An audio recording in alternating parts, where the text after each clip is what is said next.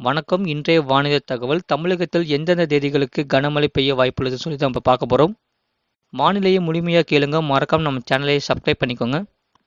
மேற்கு திசையின் காற்றின் வேக மாறுபாடு காரணமாக மிதமான மழை தொடர வாய்ப்புள்ளது. மேற்கு தொடர்ச்சி மலை மாவட்டங்கள் மற்றும் அதனை ஒட்டிய மாவட்டங்கள், தமிழக கடலோர மாவட்டங்கள் மற்றும் புதுவை காரைக்கால் பகுதிகளில் ஓரிரு இடங்களில் இடி மின்னலுடன் கூடிய லேசான மழை முதல் மிதமான மழை பெய்ய வாய்ப்புள்ளது.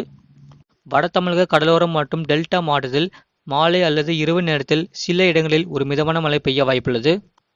அதேபோல வட தமிழக உள் மாவட்டங்கள் மற்றும் டெல்டா மாவட்டத்தில் ஒரு மிதமான மழை பெய்யக்கூடும். சேலம், கரூர், நாமக்கல், திருப்பூர் மற்றும் புதுக்கோட்டை மாவட்டத்தில் ஒரு மிதமான மழை பெய்ய வாய்ப்புள்ளது. காற்றின் வேகத்தை பொறுத்தவரை மாலை அல்லது இரவு நேரத்தில் ஒரு காற்றானது வீசக்கூடும். நீலகிரி மற்றும் கோயம்புத்தூர் மாவட்டத்தில் ஒரு லேசான மழையும், அதேபோல தேனி, தென்காசி மற்றும் கன்னியாகுமரி மாவட்டத்தில் லேசான மழை முதல் ஒரு மிதமான மழை பெய்ய வாய்ப்புள்ளது. கடந்த 2 மாதத்தில் பதிவான மழையளவு நீலகிரி மாவட்டம் 4 சென்டிமீட்டர் பதிவிற்கு, திருவள்ளூர் மாவட்டம் 3 சென்டிமீட்டர் பதிவிற்கு, சென்னை, கோவை மற்றும் சேலம் மாவட்டம் 1 சென்டிமீட்டர் பதிவிற்கு. மீனக்கான எச்சரிக்கை. மன்னார் வளைகுடா மற்றும் அதனை ஒட்டிய தென் தமிழக கடலோர பகுதிகள், இலங்கை கடற்கரையை ஒட்டிய தென்மேற்கு வங்கக்கடல் பகுதிகளில் பலத்த காற்று மணிக்கு 40 முதல் 50 கிலோமீட்டர் வேகத்திலும் வீசக்கூடும். இது போன்ற செய்திகளை உடனுக்குடன் அறிந்து கொள்ள மறக்காமல் நம்ம சேனலை சப்ஸ்கிரைப் செய்யுங்கள், மற்றவர்களுக்கு ஷேர் செய்யுங்கள்.